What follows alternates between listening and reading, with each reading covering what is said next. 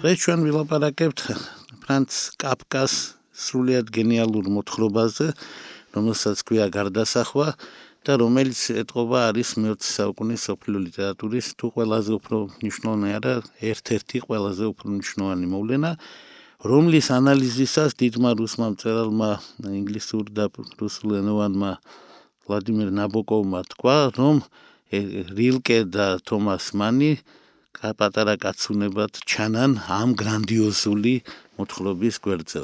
მე რა თქმა უნდა ასეთ მკვეთ შეფასებას არ დავეთანხმებოდი, მაგრამ ის რომ ჩვენს წინაშე არის გრანდიოზული ჩანაფიქრი, განხორციელებული ძალიან მოკლე პატარა ნაწარმოებში, ეს რა თქმა უნდა ფაქტია. ის რომ მე-20 საუკუნის ლიტერატურა ამ მოთხრობის გარეშე უბრალოდ არ არსებობს, ეს ფაქტია და ის რომ ფრანც კაფკას გარეშე მე-20 საუკუნის კლასიკური ლიტერატურა, რომელიც არის მოდერნისტული ლიტერატურა პირველ ნაწილში და პოსტმოდერნისტული უკვე მეორე ნაწილში მე-20 საუკუნისა, ეს ლიტერატურა უბრალოდ არ არსებობს. იცით, იყვნენ მწერლები, რომლებიც წერენ და ისე იქცევიან, თითქოს არაფერი არ ხდება, არც კაფკა დაბადებულა მათთვის, არ ჯოისი, არც პრუსტი და მშვენიერი მწერლები არიან და არაფერი აქ პრობლემა არ არის, უბრალოდ ის მწერლობა, რომელმაც განიცადა გარდასახვა, მეტამორფოზა, რომელიც დაიბადა მე-20 საუკუნეში, ის მწერლობა უფრო დიდია. მეტი აქ არაფერი არ არის, აქ რა თქმა უნდა მწერლობა ყოველთვის იქნება, ვიღაცა დაწერს ძალიან კლასიკურად, ვიღაცა ისე დაწერს, რომ 20 საუკუნის მერე იტყვიან, რომ მე-15-16 საუკუნის ტექსტიო და შეიძლება 21 საუკუნისა იყოს, ჩვენც ყავს ასეთი მწერლები, მაგრამ ფრანც კაფკას შემთხვევა სხვა არის. ფრანც კაფკამ დიამეტრულად შეცვალა მსოფლიო ლიტერატურა. და თუ ნებას დამხვდათ, ვიტყვი, რომ პრინციპულად აი ამ პატარა მოთხრობამ შეცვალა მსოფლიო ლიტერატურა. მას დაემატა, მე ვფიქრობ, რომ სულ 3 ნაწარმოებით შეცვალა კაფკამ მსოფლიო და მსოფლიო ლიტერატურა, ეს ამ შესანიშნავ მოთხრობას ერთვის პროცესი, რომელიც ასე ვთქვათ, მასთან ერთად არის გადამწყვეტი მნიშვნელობისა და ფაქტობრივად ერთსა და იმავეს მოგვითხრობს სრულიად განსხვავებული სახეებით, ეს ბუნებრივია. და ყველაფერ ამას ემატება მისი ოდნავ გართულებული ნაწარმოები, რომელსაც ქართულად ქვია გოდოლი ქართულ თარგმანში და შეიძლება ერქვას რომელიმე სხვა თარგმანში ციხესიმაგრე. ერთიც, მეორეც და მესამეც არის სამყაროს ის ახალი ცვლილება, რომელსაც ახსნა ჭირდება და მე ძალიან მიხარია, რომ რადიო გადაცემა გვაქვს და გვაქვს საშუალება ამაზე ვილაპარაკოთ, იმიტომ რომ მთელი გადაცემა რომ მიუძღვნა ამ ნაწარმოების კითხვას, მოვასწრებთ მის საკითხვას, იმიტომ რომ მას მეტი დრო გარდა რაც ამ გადაცემას ეძღვნება არ ჭირდება, მაგრამ კაფკა უცნაური მწერალია და ნება-მებოძე სწორედ ამაზე დავიწყოთ საუბარი, რაში მდგომარეობს მისი უცნაურობა. პირველი უცნაურობა მდგომარეობს იმაში, რომ კაფკა არ ხმარობს მეტაფორებს. კაფკა არ ხმარობს შედარებებს, კაფკას ლიტერატურული სტილი სპეციალურად გაღარიბებულია. მეორე თავისებურება კაფკას პროზისა გახლავთ ის, რომ ის არის უზუსტესი ავტორი. იქ შეუძლებელია რომელიმე სიტყვის შეცვლა, რომელიმე ზმნის წაწევა ან გამოწევა, რაიმე ასეთის ჩადარება და მესამე ყველაზე უფრო მნიშვნელოვანი, იგი წერს ეგრეთ წოდებული ტელეგრაფული სტილით, ძალიან მოკლედ, ანუ უაღრესად ტევადად, მაგრამ ამავე დროს ის როგორც მწერალი, ის რასაც ის წერს, ის არის უაღრესად ყოფითი. იგი ყოფით ენაზე წერს წარმოუდგენელ ფანტაზიებს.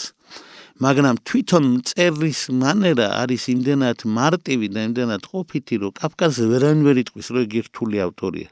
წასაკითხად იგი ძალიან იოლი ავტორია და არ არის გასაკვირი, რომ პოპულარული არის მაგალითად საქართველოში, ქართველ ახალგაზრდებში, მიუხედავად იმისა, რომ კაფკას გაგებას გაცილებით უფრო მაღალი ინტელექტუალური დონე ჭირდება, ვიდრე ეს ზოგიერთ წარმოუდგენია. და რა თქმა უნდა, იგი ვერასოდეს ვერ გახდება მასობრივი მკითხველის საყვარელი ავტორი, თუმცა კი ერთი ლექსი ამბობდა ამას. იცით, იყო ასეთი ქართული ლექსი, აღარ დავასახელებ ავტორს, იმიტომ რომ ცოტა გულუყვილო ლექსია, ჩემი აზრით, რომ დრო იცვლება და შემდეგ საბავშვო წიგნებს ვერ იტევს აბგა, ვით ვალტერ სკოტი დღეს არა ხვალე საბავშვო მწერლად იქცევა კაფკა. გარკვეული გაგებით კაფკა იქცა საბავშვო წელად იმ ხრივ რომ ახალგაზრდები მას კითხულობენ, მაგრამ ვალტერ სკოტისგან განსხვავებით იგი ვერასოდეს ვერ გახდება საბავშვო მწერალი, იმიტომ რომ ბავშვობა და საერთოდ სიხარული ძალიან შორსაა იმ საშინელებისგან, რასაც ქვია ფრანც კაფკა. რა არის ფრანც კაფკასთვის ასე დამახასე, როგორც გითხარით? უპირველეს ყოვლისა, თქვა, გარდასახვა რა არის? ახლა არსებობს მისი სხვა თარგმანი და სხვა სათაური და დავიწყოთ სათაურით. არსებობს გარდასახვა და არსებობს მეტამორფოზა. რატომ ჯობია თარგმანი გარდასახვა, თარგმან მეტამორფოზას? იმიტომ რომ მეტამორფოზა დატვირთული სიტყვა და იმიტომ რომ დიდმა რომაელმა პოეტმა ოვიდიუსმა დაწერა დიდი პოემა, რომელსაც ქვია მეტამორფოზები, ანუ გარდასახვანი, სადაც მან აჩვენა კლასიკური მითი გარდასახვათა შესახებ. ახლა ყველას ახსოვს, რომ ზევსი ხან ხარი იყო, ხან გედი იყო, ხან წვიმა იყო, ხან ოქროს წვიმა იყო, ხან ცეცხლი იყო დააშენეთ გარდასახვის უზარმაზარი საშუალებები აქვს და კლასიკურ მითში გარდასახვა არის ჩვეულებრივი ამბავი. მაგრამ მეტამორფოზებს თუ არ დაარქმევ, მაშინ შეიძლება მიხვდე, რომ ეს არის მითი, მაგრამ არაფერი საერთო არ აქვს კლასიკასთან. ის მითი, რომელიც დაწერა კაფკამ, არ არის არანაირ კავშირში კლასიკა, რაც იმას ნიშნავს, რომ კაფკას დასაკითხად თქვენ ძველი ბერძნული და რომაული ლიტერატურის, საერთოდ ლიტერატურული ტრადიციის, საერთოდ ლიტერატურის ცოდნა არ გჭირდებათ. წერა-კითხვის ცოდნა სრულიად საკმარისია კაფკას გასაგებად, განსხვავებით სხვა მწერლებისგან, რომელთაც საჭირო არის წერა-კითხვის ცოდნა, მხატვრული სახეების და ასე შემდეგ და ასე შემდეგ. და ის სხვები არიან მარტივები და ეს არის რატომღაც ძალიან რთული. სწორედ იმიტომ, რომ მან მიმართა კლასიკურ ხერხს. რა არის კლასიკური ხერხი? აი ერთხელ იენსენმა, რომელსაც უნდა დაეხსნა, რატომ არის ასე რთული და ასე მაგარი ძველი ბერძნული ტრაგედია, თქვა, ძველ ბერძნულ ტრაგედიაში არის იმდენი შეზღუდვა, რომ მისი დაწერა არის შეუძლებელი. ანუ ამ შეზღუდვების გამო ძალიან ბევრი შეზღუდვაა ის, რომ დიალოგების პარტია ერთ დიალექტზე იწერება, მუსიკალური პარტია სხვა დიალექტზე იწერება, ერთი საზომითაა, მეორე საზომითაა, ყველანაირი, ასე ვთქვათ, წინასწარმეტყველება არის ჰეგზამეტრით და დორიული დიალექტით, ყველანაირი სიმღერა არის არკადიული და ასე შემდეგ და ფაქტობრივად მწერალი ამას ვერ დაწერს, თუ არ არის გენიოსი. ანუ ეს არის ისეთი შეზღუდვები, სადაც იძულებული ხდები იყო გენიოსი, ან არ იყო საერთოდ და ვერ გადარჩე. ეს ძალიან გავს იმ თეორიას, რომლის მიხედვით თუ არხი არის დასვლილი, გაბინძურებული, დაზიანებული, მაშინ ინფორმაცია უნდა გააუმჯობესო. სპეციალური ენა არსებობს და სპეციალური საერთაშორისო შეთანხმება ბგერების გადასაცემად. ქვია მორზეს შეთანხმება, რომელიც არის ხანდახან უწოდებენ სხვა სახელებს, მაგრამ სადაც ალფა არის ა, ხოლო ბრავო არის ბ და თუ უნდა უთხრას მაგალითად ბარიტონი, უნდა უთხრას ბრავო, ალფა და ასე შემდეგ. ეს გასაგებია, რომ ასე ხდება გართულებული არხის შემთხვევაში. ძველ ბერძნულ ტრაგედიაში ეს არხი იყო სპეციალურად გართულებული და ამიტომ ინფორმაცია იყო სპეციალურად უმაღლესი ხარისხის და იგი გადარჩა როგორც მაღალი ლიტერატურა. წარმოიდგინეთ, რომ ასეთი იყო კლასიკური ლიტერატურა. იდეალში ეს არის ძველი ბერძნული ტრაგედია, ეს არის ჰომეროსი, ნაკლებ იდეალში ეს არის, ვთქვათ, ვერგილიუსი, ხოლო შედარებით დაბალ რეგისტრში ესაა რომანები, რომლითაც ძალიან ცნობილია ბალზაკის რომანები, დიკენსის რომანები და სხვა. ყველა იწერებოდა ერთნაირად. ყველგან ძალიან დიდი მნიშვნელობა ჰქონდა ავტორის ოსტატობას, მეტაფორულ აზროვნებას. და კაფკა, რომელიც მეტაფორის მამაა, საერთოდ არ ხმარობს მეტაფორებს, იმიტომ რომ ხმარობს მას მარტო ერთხელ. იმიტომ რომ ეს ასეთი განსაკუთრებული ავტორი. მისი მეტაფორა არის თვითონ გარდასახვა. მისი მეტაფორაა, რომ ადამიანი იქცა მწერად. ესაა მეტაფორა.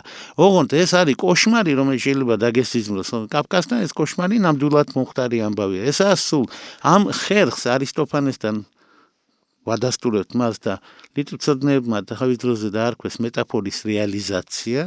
ოღონდ არისტოფანე და სხვაებიც მეტაფორის რეალიზაციის გარდა უამრავ მეტაფორას ხმარობდნენ და შედარებას თავის ნაწარმოებში და კაფკამ პირდაპირ ერთი მეტაფორა გააკეთა, გააცოცხლა და შემდეგ ენას წაართვა პოეტური თვისებები. არავითარი ზედსართავი სახელები, არავითარი შედარებები, არავითარი მეტაფორა, არავითარი კომპასია, ანუ თანაგრძნობა, არ თანაგრძნობა, სრული დისტანცირება, აბსოლუტურად საავტორო ტექსტი არ ისმის, ავტორი მოკვდა და თანაგრძნობა დარჩა. ახლა ამ მოთხრობის მოყოლა, რა თქმა უნდა, ალბათ შეიძლება, თუმცა ძალიან სასაცილოა, როდესაც მისი მოყოლა დააპირა დიდმა რუსმა მწერალმა, რომელიც მე უკვე ვახსენე, გაცილებით უფრო დიდი გამოუვიდა მოცულობით, ვიდრე ეს ნამდვილ მოთხრობაში, იმიტომ მან დაყო 3 ნაწილად და სცენებად. უნდა ვთქვათ პირდაპირ, რომ კაფკას შემთხვევაში, აი ამ რომანის შემთხვევაშიც, მოთხრობის შემთხვევაში, მოთხრობას ეძახიან მოცულობის გამო, რომანია რა თქმა უნდა, ისე როგორც უცხოარის რომანი, მიუხედავად იმისა, მცირე მოცულობისა, ეს წარმოუდგენ ასეთი ნაწარმოები რამდენიმეა მსოფლიო ლიტერატურაში, რომელიც განზრახ მცირე მოცულობისა, მაგრამ უზარმაზარს მოიცავს. ეს რო ყოფილიყო თომას მანის ხელში, ამისგან მე ვიცი, რომ იოსებ და მის ძმებზე უფრო დიდ მრავალტომიან ნაწარმოებს გააკეთებდა, იმიტომ რომ იმდენი რამ ხდება ამ პატარა სივრცეში. აღნიშნულია 3 სიმბოლიკა, 3 ფაზა, ოჯახის 3 წევრი, დედა, მამა და 3 კარი, რომელიც აქვს გრეგორ სამზას, ესაა ჩვენი მთავარი მოქმედი პირი ოთახს და უამრავი 3 რამ. მაგრამ თავარი რაც ჩვენს წინაშე არის, ეს ნაცნობი კაცია. მიუხედავად იმისა, რომ ჩვენს წინაშეა უაღრესად მოდერნისტული და ზემოდერნისტული ნაწარმოები, სრულიად წარმოუდგენელი სიუჟეტით, რომ კაცი იღვიძებს და უცებ აღმოაჩენს, რომ იგი კაცი კი აღარ არის, არამედ მწერია და კერძოდ როგორც ჩანს არის ხოჭო. და ხანდახან ამბობენ ტარაკანი არ არის მართალი. აქაც გავაგზავნიდით ნაბოკოვთან, რომელმაც გაანალიზა ეს საკითხი და ზუსტად დაადგინა დაახლოებით რა ტიპის ხოჭოა, რომელსაც სხვა შორის ფრთები აქვს. მაგრამ გრეგორ ზამზამ იმდენი ხანი ვერ იცოცხლა, რომ ეს თავის თავში დამალული ეს ფრთები აღმოეჩინა. ეს კიდევ ახალი მეტაფორების მეტაფორაა, რა თქმა უნდა, იმიტომ რომ ავტორი რა თქმა უნდა გულისხმობს, რომ ჩვენ გავიაზრებთ ამ ნაწარმოებს. ის წარმოუდგენელი ავტორი არის ამ თვალსაზრისით. საერთოდ მე მგონი შეუძლებელია რომ კაფკას არ ცოდნოდა რომ იგი გენიოსია, მაგრამ როდესაც მეგობარს უბარებდა რომ მოდი შენ ეს ამბავი დაწვი და სხვა, ამით ის იმას კი არ ამბობდა რომ მე ვერ გამიგებენ და მე არა ვარ მაგარი. ამით ის ამბობდა ეს სამყარო, რომლისთვისაც ეს ყველაფერი დაიწერა, ამას შეიძლება არც იმსახურებს, იმიტომ თვითონ სამყარო არის უაზრო და ჩვენს წინაშე არის ძალიან სერიოზული თეორია აბსურდის. ფილოსოფიური თვალსაზრისით სერიოზულად იმხრივ, რომ ადამიანი კი არა აბსურდული, ყოფა აბსურდული. ადამიანის სწორედ ყველაზე ნაკლებ აბსურდული არსება სამყაროში. ხოლო თვითონ ყოფა ირგვლივ არის აბსოლუტური აბსურდი. კარგი ადამიანი დაიბადა ძველ დროში.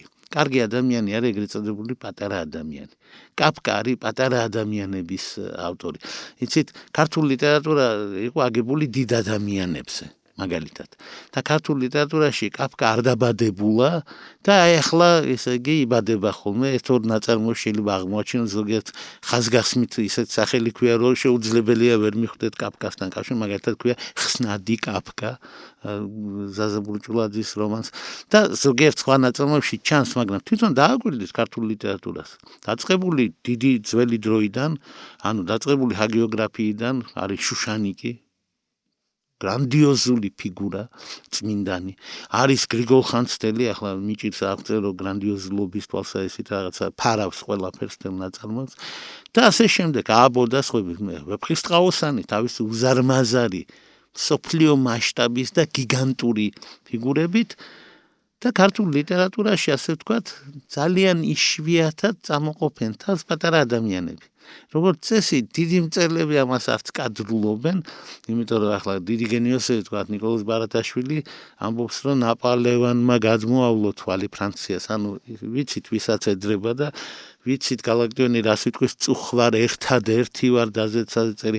ეს არის ძალიან ქართული ამბავი. მაგრამ სოლომონ ისაკი ჩმეჯღანუაშვილიც ქართული ლიტერატურა. შეიძლება ის ბრწყინვალე ლიტერატურა, შეიძლება ის არ არის ისეთი დიდი გაქანების, როგორც ახლა კლასიკური ქართული ლიტერატურა, მაგრამ პატარა ადამიანების დანახვა ჩვენთანაც კი მოხდა. მაგრამ სოფლიო ლიტერატურაში ამან შეიძინა განსაკუთრებული ფასი.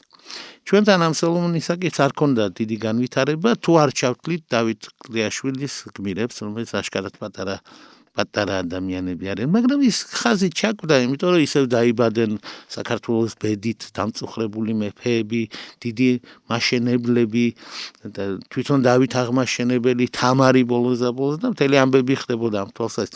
კაფკა არის ამ პროცესის საწინააღმდეგო მხარე. კაფკა არის შინელიდან დაბადებული, შეიძლება ასე ითქვას. არის მასში გოგოლის რაღაც ელემენტი, ყოველ შემთხვევაში ნაბოკოვს ნამდვილად ასე გონია, რა თქმა უნდა არის სტივენსონის რაღაც ელემენტები აღებული, მაგრამ ამავე დროს არ დაგვავიწყდეს, რომ კაფკა თვითონ არის პატარა ადამიანი, პატარა სამყაროდან. წარმოიდგინეთ, დიდი ენა, დიდი იმპერია, პატარა ქალაქი. ამ დიდი იმპერიის ყველაზე პატარა ნაწილი ქალაქი პრაღა, მისი ებრაული ნაწილი, მამაშვილის ცნობილი ებრაული პრობლემა. თუ ებრაელი ხარ, უნდა იყო კომერსანტი. ებრაელი მწერალი ეს ნონსენსი არის ალბათ მამის აზრით. და ძალიან ხშირია ლაპარაკი, რომ მამასთან დაპირისპირება და სხვა არის ამ რომანის თუ მოთხრობის აზრი. არის რა თქმა უნდა ფროიდისტული განმარტება, სწორედ ასეთი, რომ მამასთან დაპირისპირებაში იბადება ეს ყველაფერი, მაგრამ დასამალი არ არის კაფკას უარყოფითი მოსაზრება თვითონ ფსიქოანალიზის შესახებ.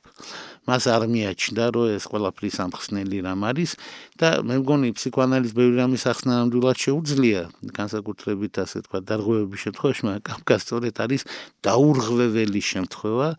ეს არის ჩვენს წინაშე არ არის პატარა ადამიანი გაქანების მიხედვით. ჩვენს წინაშე არის პატარა ადამიანი თავისი მოკრძალებული კვალით იმ მომენტში და თავისი გრანდიოზული კვალით საბოლოო ჯამში. სულ კაფკასთან დაკავშირებით მახსენდება ის სიტყვები, რომელიც ნილ არმსტრონგმა თქვა მთვარეზე. ეს არის ადამიანის პატარა ნაბიჯი და კაცობრიობის უზარმაზარი ნახტომი. კაფკას გარდასახვა არის ადამიანის პატარა ნაბიჯი. რა არის ამ ნაბიჯის თავისებურება? ნაბიჯის თავისებურება ისაა, რომ შენ გექცევიან როგორც მწერს. შენ გეპყრობიან როგორც მწერს, შენ გიყურებენ როგორც მწერს, შენ გიყენებენ როგორც მწერს და შენ არავის არ უყვარხარ. რა კაცი არის გრეგორ ზამზა? გრეგორ ზამზა არის იდეალური ადამიანი. მამისი გაკოტრდა. ყოველ შემთხვევაში გრეგორმა ასე იცის. თურმე ესეც არ არის ბოლომდე სიმართლე. მამა გაკოტრებული მამა ყავს, დედა ასთმიანია და ახალგაზრდა ჯერ იმისთვის რომ იმუშაოს, ამათ არცეთ მუშაობა არ შეუძლიათ, ამიტომ გრეგორ ზამზა მარტო ერთი კაცი მუშაობს. მამისი გაკოტრდა მის ერთ-ერთ კრედიტორთან დაიწყო მუშაობა იმ ანგარიშით, რომ აი მის სამუშაო მოახდენდა კომპენსირებას იმ ნაკლისა და დანაკლისისა, რომელიც მამამ მიაყენა ფირმას. კომი ვოიაჟერია და ნაჭრებით ვაჭრობს და მთელ გერმანიაში დადის, ავსტრია-უნგრეთში ამ ნაჭრებით. და საერთოდ იწყება იმით, რომ 4:30-ზე უნდა გაეღვიძა და 7 საათია რომ გაეღვიძა და გაკვირვებულია, მაგრამ გაკვირვებები ამით ამთავრდება სამწუხაროდ. მერე შეამჩნევს, რომ აღარ აქვს ხელები, აღარ აქვს ფეხები, აქვს რაღაც პატარა ფეხები, ძალიან უცნაური ტანი, წინ და უკან ამოზნექილი, ბაკანი. აშკარად ასე იგი არა ადამიანური გამოხურება დაახლოებით ისე იგი იანგარიშეს რა თქმა უნდა მეცნიერებმაც პოეტებმა და მწერლებმა 1 მეტრის სიგრძის არსებად იქცა იგი დაახლოებით იმიტომ რომ ყბებით შეძლო კარების გაღება და დაახლოებით ანგარიშებია გასაღები რა ადგილას იქნებოდა ეს კოლემბა მახვილი ანგარიშიც ნაბოკოვს ეკუთვნის რომელიც ფანტასტიკურად ღრმად უყურებს ამ ნაწარმოებს იმიტომ რომ აბსოლუტურად შეყვარებული არის ამ ავტორზე რომელმაც უზარმაზარი გავლენა მოახდინა მართლა აი გრეგორ ზამზა რომელიც არის კარგი ადამიანი რომელიც ემსახურება მთელს ოჯახს სადაც არავინ არ მუშაობს ამ ოჯახს დაუქირავა ბინა ამ ბინაში ყველაფერი არის ერთი მოსამსახურე და მეორე მოსამსახურე, ესე კი არ არის, ანუ გაჭირვების დროს, როდესაც ოჯახი გაკოტრებულია, ღმერთებივით აცხოვრებს. ოღონდ იმისთვის მამას ღმერთებივით იცხოვრონ, ეს უნდა მუშაობდეს გამუდმებით და როგორც კი დააგვიანებს და ცოტა გვიან გაიგვიძებს, იმიტომ კარზე დაუკაკუნე დედა ნაზიხმით კითხავს რომ რა ხდება გრეგორ, ესე იგი გაგვიანდება, მერე მამაო ესე უკვე ეძახის, ორჯერ ეძახის სახელს გრეგორ, როგორც ძაღლებს ეძახიან ხოლმე, ესე იგი კის და ასე შემდეგ, აუ, აი ამ სტილში და რაც თავარია, პირველივე წამს თუ წუთს, როგორც კი სადღაც დააგვიანა, იმ ფირმის მართველი გამოცხადდება, სადაც მუშაობს. ანუ ერთწამიანი ნდობა არ აქვს. ერთი წამი ნდობა არ აქვს, რომ აი დღეს არ გამოცხადდა, იმ წუთას მოხდა კატასტროფა და სხვა და ამას აქვს მარტო ერთი ფიქრი, რომ ეს ყველაფერი დროებითია, რა თქმა უნდა, როგორც სიზმარი. ეს გაივლის. და არ უნდა რომ სამსახური დაკარგოს, არნა ისევ იმაზე ფიქრობს ამაზე. მთელი ფული, რომელიც შემოდის აქ, ეს ხმარდება ოჯახს. მეტიც მერე გაირკვევა, რომ ამ ფულიდან ნაწილს მამა კიდე ინახავს. არ დაგვაუწყდეს, რომ ჩვენ წინაშე ებრაელები არიან, რომელთაც იციან კომერციისა და შენახვის და ასე შემდეგ მთელი საიდუმლო, მაგრამ მამას ირკვევა, რომ გაკოტრების დროსაც აქვს გადარჩენილი რაღაც კაპიტალი, მოკლედ სულ ბოლოს გაირკვევა, რომ გრეგორ ზამზას ეგონა, რომ მის გარეშე ვერავინ ვერ არის და თურმე მის გარეშე გაცილებით უკეთესად იქნებიან. ფინალი, რომელიც აქვს ამ საშინელ მოთხრობას, წარმოუდგენელი ძალისა. ფინალში ნაჩვენებია რა ბედნიერია ოჯახი, რომელმაც ახლახან საიქიოში გაისტუმრა თავისი ერთ-ერთი წევრი, რომლიცაც არსებობდა ამდენი ხნის განმავლობაში. და რაც თავარია, ამ გასტუმრებას წინ უძღოდა ის, რომ იგი ფაქტობრივად მოკლეს, იმიტომ რომ მამამ ვაშლი ესრულა და ეს ვაშლი ერთ-ერთი მის სხეულში გაიჭედა და ეგ დალბადა, გასაგებია, რაც გამოიწვია. თავდაპირველად და ცოტას უვლიდა, ოღონდ შეხედვა შეეძლო, რა თქმა უნდა, მაგრამ შექონდა ხოლმე საჭმელი. და თან გონიერი გოგონა აღმოჩნდა და რამდენიმენაირი საჭმელი შეიტანა და გაირკვა, რომ ახალი და ესე ჩვენაც მოგწონს, ის არ მოწონს და აი გაფუჭებული ყველი, გაფუჭებული კომბოსტო და სხვა ის მოწონს. ახალი საჭმელი სუნი აღიზიანებს. და ძველი და ჩვენ რაც გვაღიზიანებს ის სწორედ მოწონს, მაგრამ მე ნელ-ნელა ირკვევა, რომ აქაც სირთულეებია და ვერ აყვა ამ ზოლაში, საუკეთესო ვერ შეურჩია და რაც თავარია ნელ-ნელა გაცივდა მის მიმართ, ხოლო მას აქვს უნარი, ესაა ცხოველი, ესაა მწერი, მაგრამ უნარი აქვს, რომ გაიგონოს ადამიანების ხმები, მათი საუბრები და ეს გამოუგნებელია. ეს საუბრები გამოუგნებელი. ოჯახში ჩვევათ არის და მე როგორ მეცნო ეს ბურჟუაზიული ჩვევა, მე თვითონ მინახავ ჩემი თვალით, მართალია ჩემს ოჯახში არა, მაგრამ სხვა ოჯახებში, როდესაც მამა კითხულობს გაზეთს და ოჯახი უსმენს. ასევე მინახავს როგორ მთელი ოჯახი როგორ უსმენს და უყურებს ტელევიზორს და ასე შემდეგ. ეს ბურჟუაზი, ბიურგერული მომენტი, რომ არსებობს ლიდერი, რომელსაც მოაქვს, ასე თქვათ, სიტყვა სახში და სხვა, ეს ყველაფერი ესმის. და ნელ-ნელა ხვდება, რომ მის გარეშე ისინი იქნებიან. რომ მთავარი მისი დარდი ეგაა, რომ რა ეშველებათ ამათ და ავტორი ნელა კარნახობს სიტუაციას, ოღონდ აბსოლუტურად ერთი წამით მორალისტური ერთი ფრაზა არ დაცდება, მაგრამ ნელ-ნელა გვაჩვევს იმას, რომ შენ თავს უნდა მიხედო, შენ თავს, თორე ისინი თავის თავს მიხედავენ. როგორც ერთი ცნობილი ანეკდოტი ამბობს, მეგრელმა უთქვა, თქვენ გემს მიხედეთ, გემსო. ზუსტად ასე ირკვევა, რომ თურმე გრეგორ ზამზამ საკუთარ თავს უნდა მიხედოს, იმიტომ ოჯახმა თავს მიხედა. როდესაც გრეგორ ზამზა როგორც იქნა დაიღუპა და გახвеტეს იგი და გადააგდეს ნაგავში, ამოისუნთქა ოჯახმა, რომელმაც ფაქტობრივად მოკლა, იმიტომ რომ ვითომ მეტი სივრცე შეუქმნათო, ამ მიზნით მისი ოთახის დაცალილება დაიწყეს და ამ ოთახში იყო ერთადერთი სიმდიდრე რეალურად, გარდა იმისა, რომ მისი ბავშვობის დროინდელი რაღაცები იყო, ერთადერთი სიმდიდრე ჟურნალიდან ამოჭრილი ქალის პორტრეტი ჩასმული ჩარჩოში. ანუ ლითოგრაფია ჩასმული ჩარჩოში, რომელსაც გადაეფარა მთელი სხეულით, რომ ის არ წაეღოთ. და ერთადერთი ამაში გამოვლინდა მისი, ასე ვთქვათ, ინდივიდუალობა, მისი ძალა და იმაში, რომ პანჯარასთან უყვარდა ხოლმე მიჩოჩება, თუ მოძრაობა, მან ბოლომდე მოძრაობა ვერ ისწავლა, ასე ვთქვათ. ბოლომდე ვერ გაიხსნა როგორც ხოჭო. იმიტომ როგორც აგერ სხვებმა აღმოაჩინეს, მას ფრთები უნდა ქონდეს. და იგი ვერ გაფრინდა. ვერ გაფრინდა, იმიტომ რომ პატარა ადამიანის პრობლემა გახლავთ სწორედ ის, რომ იგი მუდმივად სხვა სამყაროზე ფიქრობს.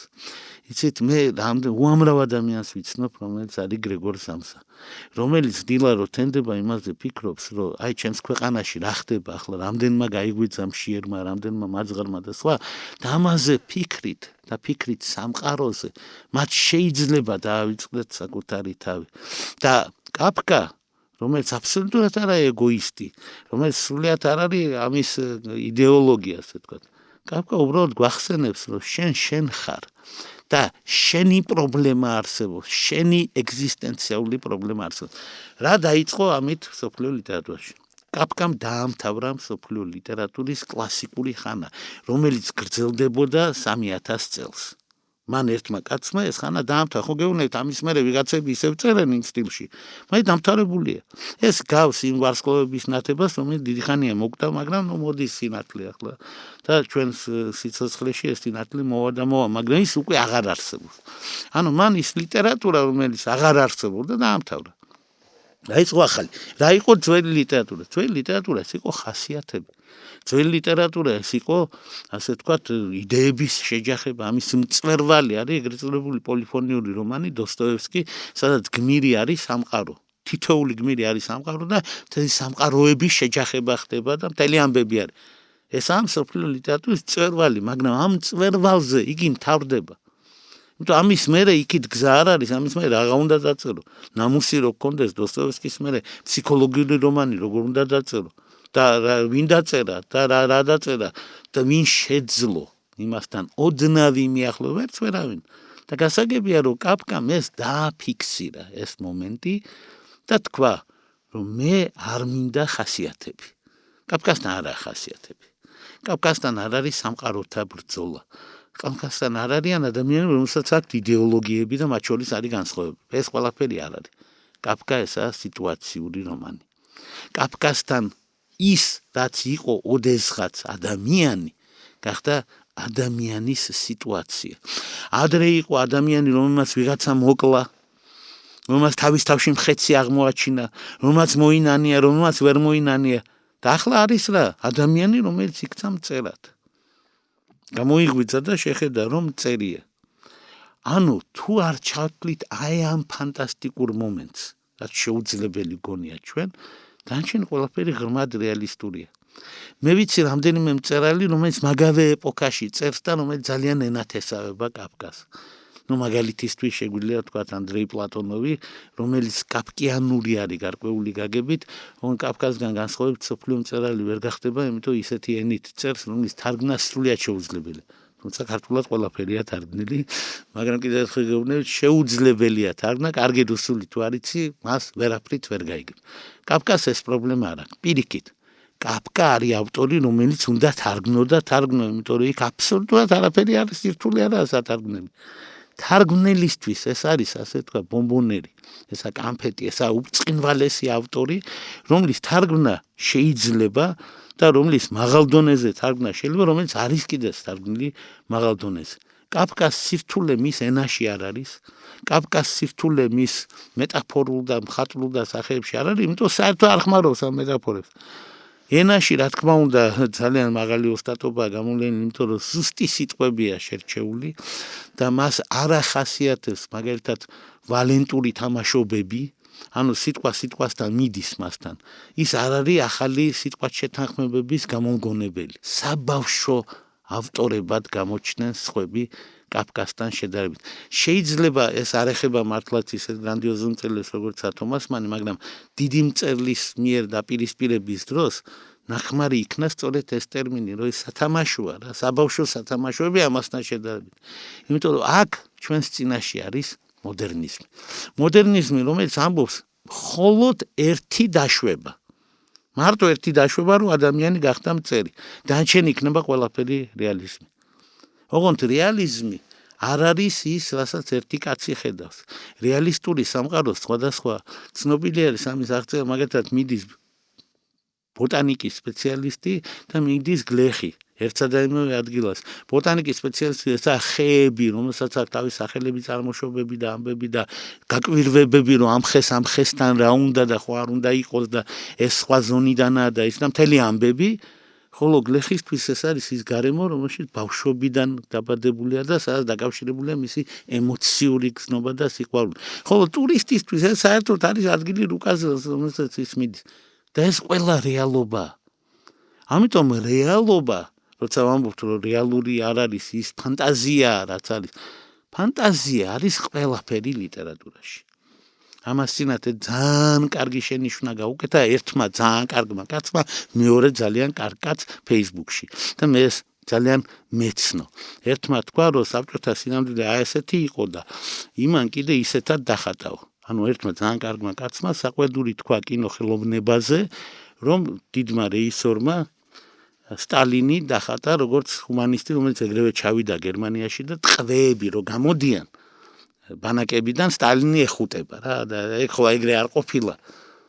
და საყვედურს ამბობს. და მეორე კაცმა იმავე ქვეყანაში ცხოვრობს შენიშვნა მისცა, რომ ფიქშენში, ანუ გამოგონილ სამყაროში შეცდომა შეუძლებელია. გამოიგონა იმან ასეთ სამყარო, იქ არ არსებობს შეცდომები და იმ წუთას მიუთითა, რომ არ უნდა ვეძებოთ გამოგონილ სამყაროში ის ლოგიკა, იმიტომ ძალიან ადვილი შესაძლებელი იყო ის მომხდარიყო, რაც იმ კინოში არის აღწერილი. არაფერი არ შეიძლებოდა. სტალინი ისევ ის მზაკვარი იქნებოდა მრავალი მილიონი კაცის მკვლელი, მაგრამ ამავე დროს კაცი, რომელსაც შესაძლოა ჰქონდა რაღაცა დადებითი, მაგალითად ქალიშვილი უყვარდა ძალიან და ღამღამობით მის ამოცანებს ხსნიდა ხოლმე და კიდე ერთხელ ღამე გაათენა ბერიასთვის სახლს ეძებდა მოსკოვში. მე წარმოვიდგენია, ვინც კარს გაუღებდა, ის რაჭკუაზე იქნებოდა, რომ გამარჯობა თამხანაგი სტალინი ვარ და ბინა მაინტერესებს თქვენ სახლში. ერთი სიტყვით ფრანც კაფკას გარდასახვა, ეს არის ის წერტილი, საიდანაც დაიწყო მე-20 საუკუნის ლიტერატურა. რა თქმა უნდა, იქ სხვაებიც არიან, რა თქმა უნდა, სამს ასახელებდნენ ჩემს ახალგაზრდობაში, ეს იყო ჯოისი, კაფკა და პრუსტი, მაგრამ თუ ვიქნებით უფრო პატიოსანი, თუ ამ სამს ერთზე დავიყვანთ, რა თქმა უნდა, ეს წერტილი ჩვენთვის ცნობილი 1912 წელი, როდესაც დაიწერა გარდაცახვა, მართალია მხოლოდ 15 წელს გამოიცა და ტირაჟი მას არ ქონდა ფაქტობრივად. არც არავის არ წაუკითხავს, თორე რო საყვედურს ვეუბნებით ხოლმე ნობელის კომიტეტს, ვეუბნები არ იყო და რაც უნდა და ეს მოთხრობა მარტო ერთი იმსახურებდა ნობელის პრემიას, რამდენიმე ნობელის პრემიას იმსახურებდა. ახლა აღარ მინდა ეპტონ სინკლერზე და სინკლერ ლუისზე და ასეთებზე ლაპარაკი, რომ მე ნობელის პრემიამ შეგვაწუხას ყველა და თუ გინდა იუჯინ ონილზე და გინდა პერლ ბაგზე და ამერიკელებიც კი შოქში არიან, რომ ის ხალხი არის ნობელირებული, რომელიც მათ არ მიაჩნიათ. ნუ მათ შორის ხანდახან შეცდომით არ მიაჩნიათ, მაგრამ ეს სხვა საკითხია. მე მინდა თქვა, რომ კაფკას გარდასახვა არის მოთხრობათა მოთხრობა, რომანთა რომანი მე-20 საუკუნის მთავარი ნაწარმოები. ეხლა ის ამბავი, რომ თუ ვიღაცას მე-20 საუკუნე ან საერთოდ ლიტერატურა უყვარდა კაფკას, ეს ნაწარმოები არ წაუკითხავს, ის არის როგორც ქართველი მწერალი ითხოვდა მოსალოცი, ჩასახუტებელი, საკოცნილი და სხვა, იმიტომ ეს წინ აქვს. და კიდევ ერთი, ვიღაცებს გონიათ, რომ რთული ავტორია, კიდევ ერთხელ შეგახსენეთ, ამაზე ადვილად წასაკითხი ავტორი ჯერ არ დაბადებულა. სირთულე იწყება იმის გაგებაში, თუ რა გვითხრა ამ კაცმა. არა იმის გაგება, რა თქვა, ეს ვიცით. აი რო თქვა, ამით რა გვითხრა. ეგაა მთავარი ამბავი და გვითხრა ის, რაც უნდა ეთქვა, რომ მივხედოთ უნდა საკუთარ თავს. თავისუფლება არის ყველაზე მაღალი ღირებულება კაფკასთან და ეს ტრაგიკული ავტორია, ბუნებრივია, მაგრამ ვის და ჩვენ ქართველებს ბარათაშვილის სამშობლოში არავისი ტრაგედია არ უნდა გვიკვირდეს. ამიტომ ფაქტობრივად კაფკა ქართველებისთვის საყვარელი ავტორი უნდა იყოს.